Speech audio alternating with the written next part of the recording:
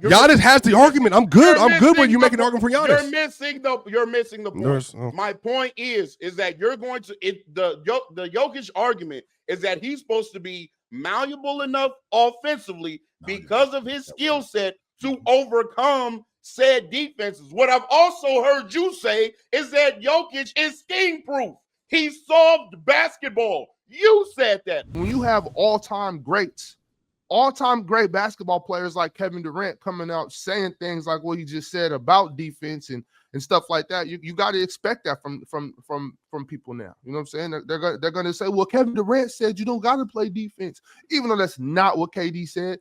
But just the implication of it, though, I think is dangerous for a player of Kevin Durant's caliber to come out and say things like that. I think it's just dangerous. It's no good for the game, KD. You gotta do better. He did say anybody can go out there and take your knees and slap. Yeah, and he said you need, but it's funny because the guy we're talking about can't actually do that. But KD did say you need buckets, and ironically enough, the guy we're talking about right now has averaged 30 for the past 3 years. So he's giving you buckets too.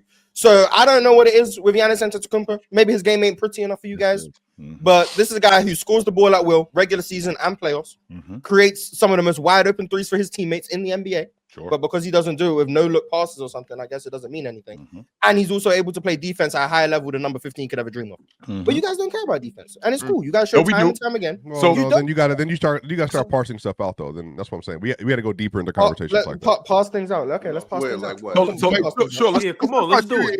Ron, what's the you can pass things out because that Denver Nuggets offense that everyone glazes based on number 15 isn't unfallible in the playoffs. I've seen them have bad playoff series. I don't know any player. If we're talking about the GOAT, if we're talking about this, I don't know any offensive player or offense that matter. maintained every playoff run. By the way, it's not about maintaining. It's about not being below average or mid. If we're talking about GOAT level offensive players, the amount of series that the Denver Nuggets have gone through where they've been mediocre offensively for someone who's a bad defender as well should hurt him in this context. If we're going to talk about GOAT level offensive players, whether that be LeBron James, Michael Jordan, Steph Curry, Magic Johnson, all have multiple series, by the way. Not as many as Denver have had in the last 3 years. There's not as many. But I think the issue is, Mars, when you we're going to talk about high level of offense, the fact that our offense can be solved in the playoffs as consistently as it has been from a GOAT level offensive player, maybe the defense should come into the equation. So we're not talking about Magic Johnson. Hold on, because Mars is doing this thing again. He's doing this thing again. Because Magic Johnson can be an exception, that's fine. Because year after year after year in the playoffs, that offense was not solved. Steph Curry can be an exception because year after year in the playoffs, that offense was not solved. LeBron James can be an exception, even though he played defense. But year after year in the playoffs, that offense was not solved.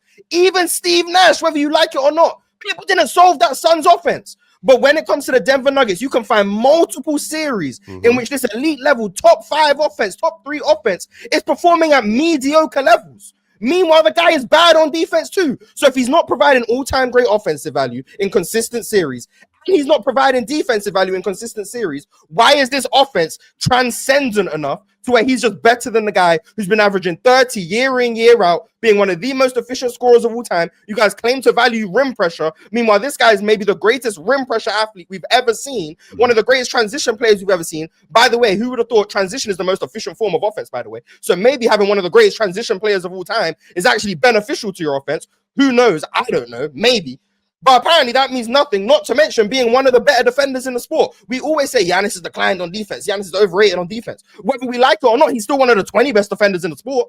Whether we like it or not, his decline from being the best or the top 5, he's still one of the 20 best defenders in the world. Sure. Where's number 15? Not even in these talks. Nope. So when we're factoring all of this why all of a sudden we just can't have Giannis over Jokic? When you start running through these things without that, this is bad in the half court. The issue is when you look at the playoffs last year, I can make a legitimate argument. Yes, Mars. This is what I'm saying. Just listen. Yeah, I'm with last you. year, okay, Mars, relax. Last year they were 15 points better defensively with Jokic on the court on the court last year. Were they not? Plus what? Say that one more time. They were 15 points better. Take your word. I don't know. They were 15 points better with Jokic on the floor last year. They were minus 30 with him off the floor last year, period. Okay. So I do think there is a legitimate argument to be made that versus these elite high-level defenses last year, especially with like slanted rosters that had injuries to it, that were not as deep as we know they were supposed to be, all that stuff. Last year was a prime example of them struggling. I think if you look at the Minnesota series, remember, you got to also equate the fact there were blowouts in game 2. There were blowouts in game 7 last year. I'm talking about last year versus the Thunder. Okay. Blowouts in game 2, blowouts in game 7 that are going to skew a lot of those numbers. So like that happens. Like so, I think when you even start parsing like what's happening, but you can go year upon year. No, but I'm going through it though. But then if you remember in the Wolves series, which he played great, I think you can make argument play great. He was 30, 11, and 7 that year on like +6. The 24 year. Yeah, 24 year. Mm-hmm. We disagree on that? 3? Yeah, that year. No, I'm with you. Sure. So then in the previous series before that, he was at 28, 16, and 9 or whatever else it was, like on like +10, +11 or whatever in that series. Wolves again? No, that was the Lakers. The Lakers right before that. So I'm going back-to-back series last year. So I think if you look at the scoring run that he had, but I do think it does add a Mars that last year. Well, that would apply to Giannis too, but sure. But I think this is where you start getting into dangerous water, not dangerous water, but the context. Yes, this is dangerous water. I do think Jokic has faced significantly better defenses in the last few years. Is that fair, Mars? Do you think that's a fair argument to make? The Wolves, and then obviously he didn't play the year before, and then he played Clippers, then he played OKC. And I think if you still contextualize those performances that we had versus OKC, and then even versus this Clippers team, like they were still like not as good as we expected from Jokic, but they were still like really good series. Swiper, can I ask you something very quick? They weren't as good as we'd expect from the Nuggets, is my point. I know that you kept up with them, especially for the second half of the season. Where did Indiana rank to close the season, like post? Oh, offensively? No, since January they were one of the best. Where did they rank? I don't know if they were top 10 from like January on. I know the Wolves were. I know the Clippers were. I know the Thunders were. You would have to. I mean, I legitimately don't know, real talk. So like, I don't know what the since January they were 10th in defense. They were like number 6 in overall. Yeah, but remember they also played a different style too. Like from January on, like they weren't as Hallie-centric. Hallie was playing really well. Like they were super efficient, but like they were blowing teams out. Like they just weren't like. So Mars, you have to ask yourself. You have to ask yourself because everything that you just ran down, you have to ask yourself how close are both Joker and Giannis offensively. I think that there's a gap between those guys. But chill. I think to Mars's point though, like Giannis does have really good scoring series. I'm not arguing that point. I'm not arguing that point. But I think that in terms of Joker as an offensive player, I do think that there's a gap. Just like there's a gap. What's the gap? Why is there a gap? What I am interested in. Like, I believe that again, Jokic is this is becoming more theoretical than anything. It's not. And this is you're about to cook, real talk. You're about to cook. This is what I mean by that. Yeah. It takes the same personnel, right, to stop a Jokic as it does a Giannis. No, you're gonna need keep going. I'm sorry. You're gonna need a big front court. No, you're gonna need a big front court. Well, no, you need Alex Caruso, but you know. Well, again, we're doing narrative. Stay in the box, stay in the box, Mars. You're gonna need. I watched that game. I know, but and you're talking about Game 7 in particular. Before that was not happening in the series. But that's fine. But we were always talking about Game 7. Anytime the Caruso just talking about Game 7 came up again. I want y'all to no. Making a point. I'm sorry. I want you to realize how narrow you're getting now. Jokic in the box. My fault. Go ahead, bro. Focus on something. I want to stay with. Yeah, my fault. I don't want to derail. This is what I'm saying. I'm saying, number one, if you don't have the personnel to stop either one, then both are going to be unstoppable in their own way, right? Jokic is going to be able to score and play make out of the post. He'll be great in the dribble handoff action. Yep. If you don't have like a guard that can guard Jamal Murray and be strong and big enough to switch upon Jokic from time to time to hold him up for a double team, yada, yada, yada, right? If you don't have a great, big, strong, physical point of attack defender for Giannis with great backline help, he's also going to impose his will on the game, and you're not going to be able to stop it. So what I'm saying is, I believe to stop both, you're going to need bigger front courts as far as your small forward, power forward, center, right? You're going to have to be able to wall off the paint in some capacity, and you're going to want bigger, stronger wings that can switch into these players and hold their own. Now, in my opinion, I think the OKC series is a great example of this, right? When they go against a defense as good as OKC, in theory, what a lot of people would say is, well, if they play Giannis would be inefficient due to his lack of shooting. He would turn the ball over. He wouldn't have a great assist to turnover ratio because they have wings that can stop him and pick up him when he's dribbling and stop him in transition, yada, yada, yada. But Jokic, because of his skill set, the shooting from three, the shooting from mid-range, the touch, he's supposed to be a better passer, supposed to be a better decision maker, supposed to be a better playmaker. But this is what I'm saying. If you go look at that series, he has multiple games shooting 30-some-odd% because exactly of what you whatever yeah, the case may be, whatever the case may be. No, but he has it. No, real talk. I wasn't even done talking. By the way, keep going, real talk. Let me finish. This is crazy. We're doing this again for the fifth time. Keep going, real talk. Keep going. Because also, Swipe, this is the problem I have with you, my man. Because when I've had a scoring conversation between Kobe and LeBron, all you wanted to argue for LeBron was effectiveness. No. You didn't care. Yes, it was. You didn't care about that doesn't even sound like I would. Effectiveness isn't just LeBron's argument, though. Stop. You real talk. You can't misquote me and then tell me that's not what I said. That's not what I said. That's crazy. So real talk. You get to just literally lie on the mic. I didn't say that. Versatility and skill set with LeBron James versus Kobe. Yeah, so the greatest driver of all time, that matters. That's not just about effectiveness. There's a trait that he has that Kobe doesn't have. I agree, it matters. What is Giannis? But Giannis has the argument. I'm good when you make an argument for Giannis. You're missing the point. My point is that you're going to the Jokic argument is that he's supposed to be malleable enough offensively because of his skill set to overcome said defenses. What I've also heard you say is that Jokic is scheme proof. He solved basketball. You said that. I didn't say that. You said that. And then he played OKC, and what did he do? He got that shit clamped because yet again in another playoff run, he couldn't actually shoot. I just want to now, but real talk. No, Ron, you need to mute him because he is lying. Interrupting me no, you're legitimately lying. Like if you can allow me to retort what. Can you stop? No, because real talk, you're just yelling. Ron, can you please drop him? Look, here's what we're about to do. Here's what we're gonna do because we do have to get back to this list. Now just let him go. Because you know where you took this. We've got to this point. This is what we're gonna do. We are going to do this PCL style. Swiper, I'm gonna give you a minute. Ron, stop doing it. It doesn't need to. It can just all right, be. Then are you gonna let him talk? Bro, I literally was in middle of talking when I was talking to Mars. Real talk. All right, here's what we're going. What are you talking about? Here's what we're going to do. I said politely. Can I ask you a question? That's real talk and Swiper. This is what we're going to do. I'm going to mute one of you guys. And I'm gonna give the other person a minute. I'm not. No, it doesn't need to be. If you don't want to do this, then just say no and let Real Talk go. We don't need to do this. What I would like to is when Real Talk says something that is untrue, is to be able to counter it. Well, we could have a conversation as a group though. So you just want to play N1.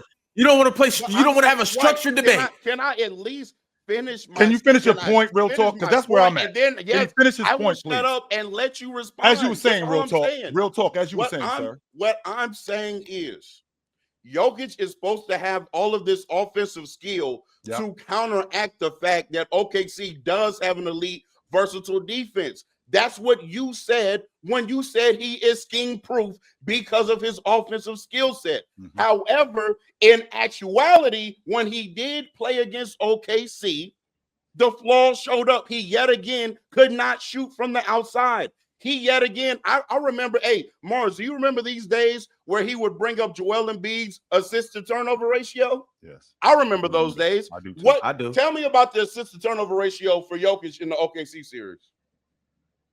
Go ahead. I will go and get it for you. We'll wait. Don't worry. We'll wait. No, I'm asking you. Now I'm gonna be quiet. No, I'm listening. Because Joker, because Joker last season, I mean, if you look at his assist to turnover ratio, let's see here. Joker last season. He had 41 assists to 31 turnovers. 41 assists to 30. Is that good? What? I think he turned the ball over more than he ever has in the series. Okay, exactly. But just so but again, just no. But real talk. Hold on, real talk. Real talk. What you can't do, real talk, is just run through several different points and not have them counter. Real talk. The issue with what you're saying is that he in that series, you're saying scheme proof. He had to learn from game 2 to game 4. He shot bad, and a part of that in Mars. This is a part of his issue. This part of the issue that happened in that series. I agree. He should have made the shots. He went 2 of 18 from 3. In the middle of the series, and that's what changed it. So he was 2 of 8 in one game, he was 0 of 10 in another game, and he had 28 and 13, I think, in game 4 or whatever else it was. But real talk, also, this is also verifiable. If you track the 3 best scoring games in the last 20 plus years, Automatic put a whole graphic up about this. From game 5, 6, and 7, he had one of the 3 greatest scoring peaks we've seen since 2000. Yes, and so when game 5, 7. Game 7, yes. Remember, game 7 included. He had 20 on like 71 or whatever in that game. Yes. Which game 7 we talking about? Last year. Yes, the game 7 versus OKC, Mars. Like that's including. Remember, he had 45 in game 5. And then he had 29 or whatever I was in game 6, and then he ended up having 20. But again, we remember what happened in that game. So the issue is that in that game in game 7, he started off hot. Started off cooking. He had 17, 7, and 6 in the first half. But remember, when he went to the bench and then they had Russell Westbrook in and all of them without Jamal Murray and Nikola Jokic, the game went away. Aaron Gordon was debilitated that game. Jamal Murray was horrific in that game 7. Christian Brown was the only other player besides Jokic that had a positive scoring impact in the first half. And then once that point on, OKC went on these crazy runs at the middle of the second quarter and on, and the game just got let out of. They just didn't have the bodies. Like, they clearly didn't have the bodies. Jokic in the first half was playing extremely well, and that was a part of the conversation. People thought that they were going to win the game until the second unit come in. So what happened is, it's real talk. In game 1, he had 42, 22, and 6, and 18 points in the fourth quarter. Sure. Mm-hmm. There's only 2 40-point games that OKC had against them the entirety of last year, of the regular season and playoffs, and Jokic had 2 of them. There's only, I think, 5 games OKC allowed for 35 or more. I'm pretty sure, if I remember correctly, Jokic had 4 of those performances. Pretty confident last season that I saw Joker. I'm pretty confident last season in the closeout game. I saw Giannis go 30, 20, and 13 in the closeout game. I did see him do that. But you're talking about versus the Pacers? Yes, I'm talking about versus the Pacers team that was. Giannis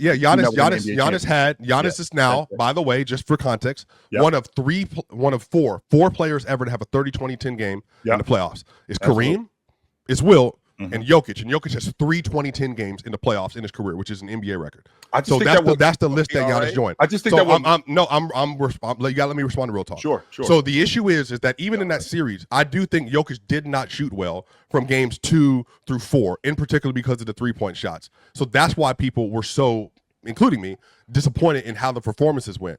But at the same time, I have not seen, and this is fair because I've seen Kobe had bad games in series. I've seen LeBron have bad games in series. And I've seen other players have bad games in series.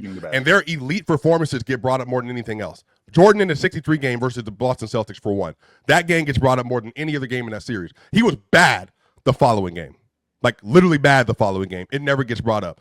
Jokic, because we're watching it happen right now. We saw what he did in those 3 games, and he fell apart. But the issue is, defensively, what he's not getting credit for is the fact is that he literally anchored one of, if not the best defensive performance they faced in the playoff outside of the Pacers, I would argue.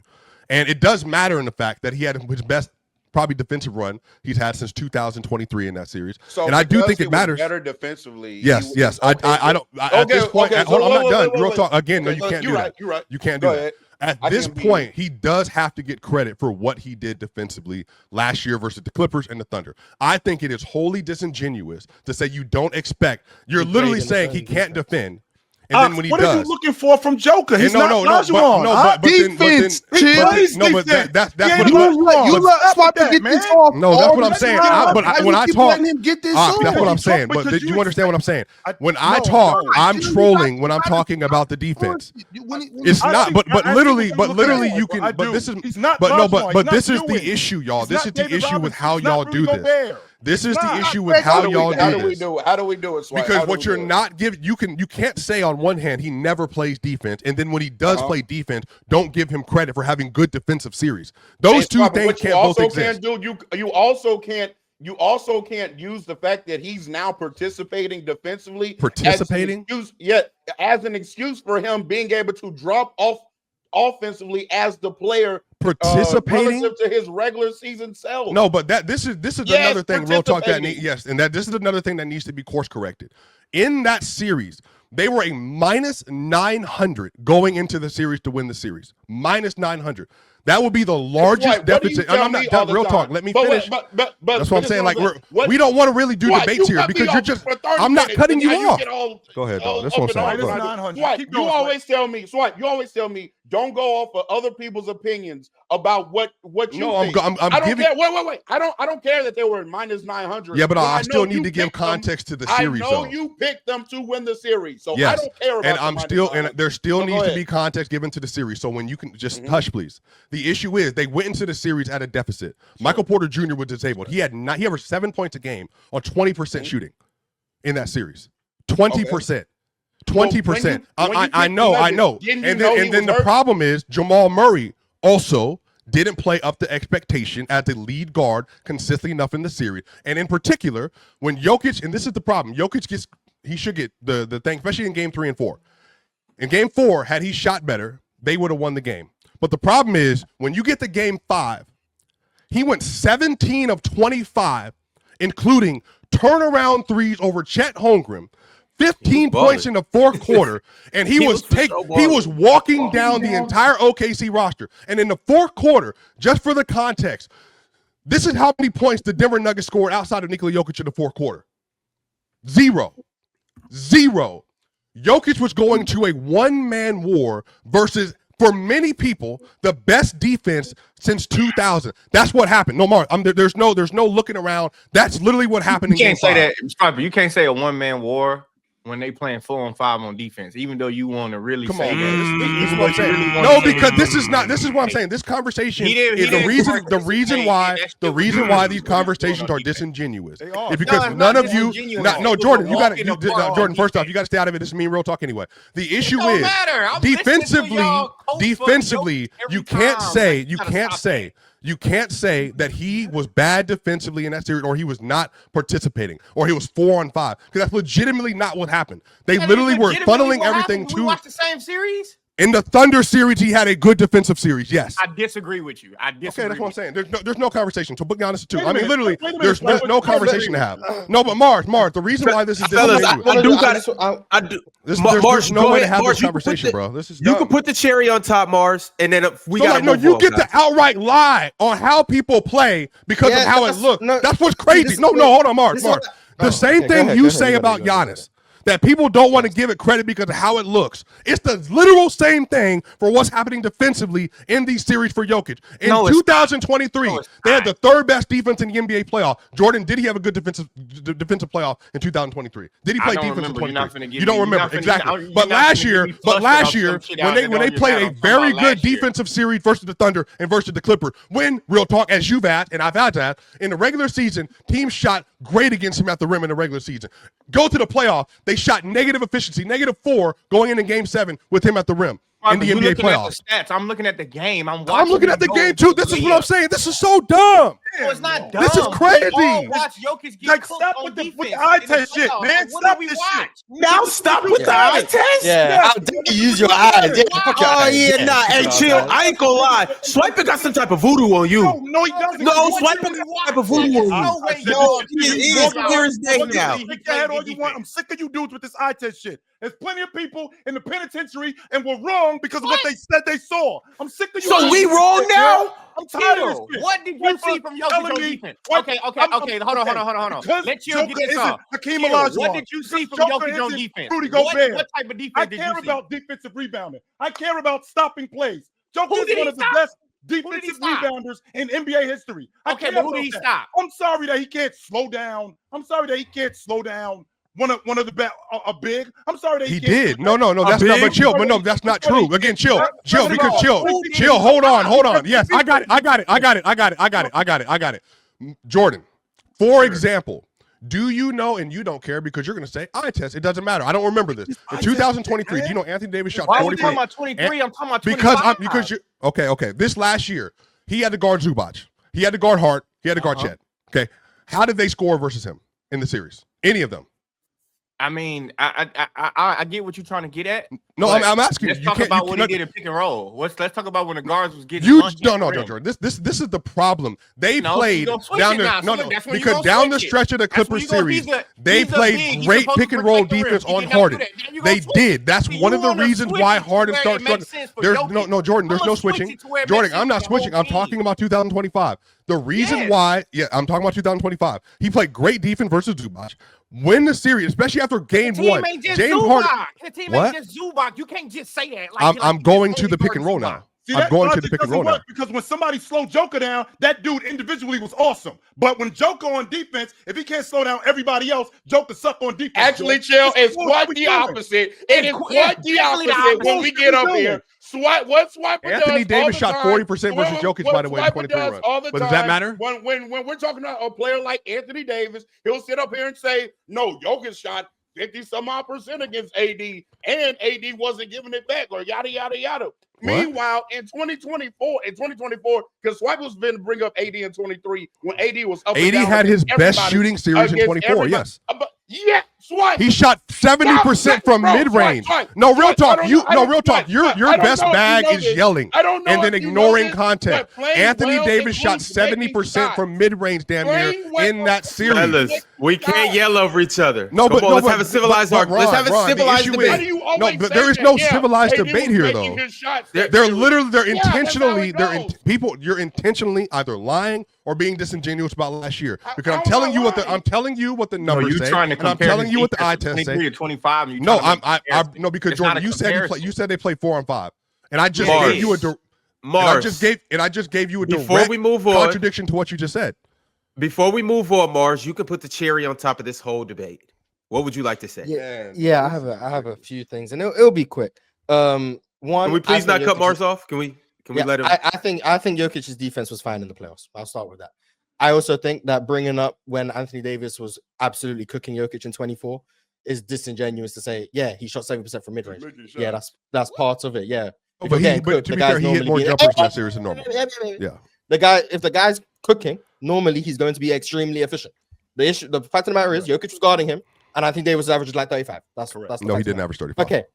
I said I don't know. It wasn't over 30. So again, you can't stretch by 7 plus points. The last game brought down the average. No, he was shooting. He averaged 26 a game. My fault. As you were saying, Mars. Okay. As you were saying. Anyway, the big elephant in the room, and the thing that I think needs to be addressed. Yeah, what's the ox in the room?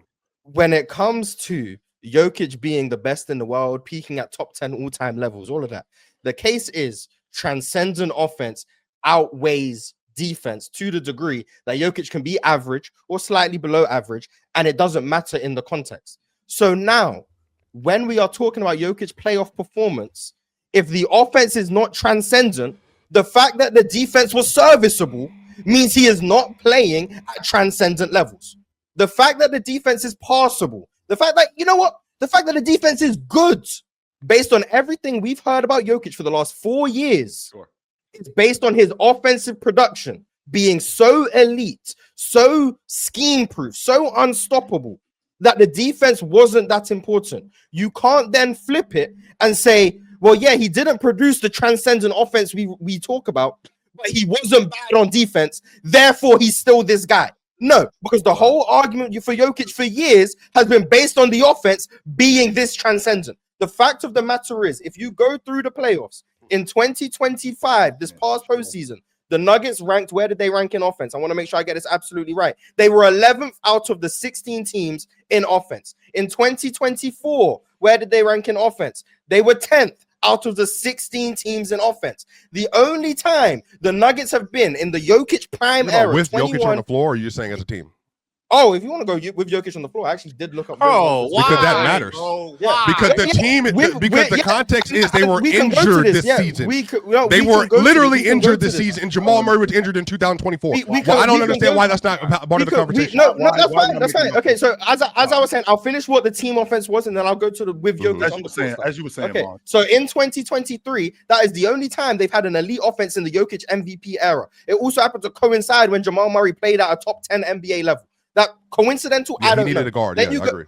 Yeah, He needed an All-NBA level. Hey, Mark, 22, he was by himself. Like, that's ridiculous. In 21, he was by himself. The fact that was okay. So you know what we can as well. Please include. That. For sure. Yeah. Jokic shot an irreplicatable run. And then he shot 42% from three last year. By the way, if you want to go to just the Jokic numbers, if that's what you want to do, because he shot 42.5% from three last year. By the way, in the playoffs, like he did. What did he shoot in 23? 44. He shot 44 in the whole season last year. By the way, I don't know, 5 attempts a game. 5. He shot 5. He shot 5 attempts in the regular season this year. Shot 44%. He shot 5 attempts in 23 and shot 44%. We're not talking about the regular season. We know he can shoot in the regular. And he shot in this playoffs. He took in this playoffs. He shot 42.5% from three in this playoff, including the games he went 2 for 18. Now what? He was so like I was saying. So you're just talking again. Since Jokic became this MVP level player, adding in the fact that, to Swiper's point, his teams have been decimated with injuries, which would mean with Jokic off the court, they should fall off a cliff because they had no Jamal Murray in some of these runs, no MPJ. Would it interest you to know that from 21 to 25, the Nuggets have had a 116 offensive rating with Jokic on the court, which is cool in the playoffs. Without him, it's been 114. Oh my God. Marginal change. No, because the reason why this is how I'm talking about. This is Jamal Murray. Last year. He just asked for these numbers last year. And by the way, last year, how much did their offense drop off when he left the game this playoff? Just this playoffs. Oh my do it. God. No, do it. Bring numbers up. Do it. Bring the numbers up. Bring numbers up. Okay, this postseason with Jokic on the court, 112. With Jokic off the court, 109. The gap is marginal. Marginal gaps. If you want to hear something even more interesting. Okay, what's the defense now? Now do the defense. Now do the defense. If you want to do the defense. Now do the defense. I will. If you want to notice how the goalpost is moving. No, it's not, because we're talking about the player. We're talking about the player. It's wicked. No, there is no goalpost moving. We're talking about the basketball player. If you want to hear something even more interesting, this postseason, small sample size, with Giannis on the court, 115 offensive rating, with him off the court, 102. Crazy. But even to the point, once again, if Swiper wants to go to the defensive point, which is fine, the reason why I'm framing it the way I am is because Jokic's value has so often been tied to transcend. Often by who? He's a basketball player. You got to play both ways in the sport. You have to. I don't do that. He has to. And this is the problem. No, this is the problem. This is the problem. This is the problem. So if he's fifth, no, Mars. I'm listening. Listen to it. If they're 15 points better on the defensive end in the playoffs, if they're 15 points better defensively in the playoffs with you on, what does that mean? Is that just because he's out there? He exists? No, there is no you right, real talk. You don't get to yell into a mic and say he don't play defense, and I say there's a 15-point swing with one player. When have I said that? Is there answer the question. Why were they 15 points better with Giannis with Jokic on the floor defensively? Because Jokic is an all-time great defender. You're right. Move on. Let's move on. Let's move on. It's the player choice way. Yeah, them boys don't get it started. The player choice way. The player choice way. Come and switch lanes into the player choice way.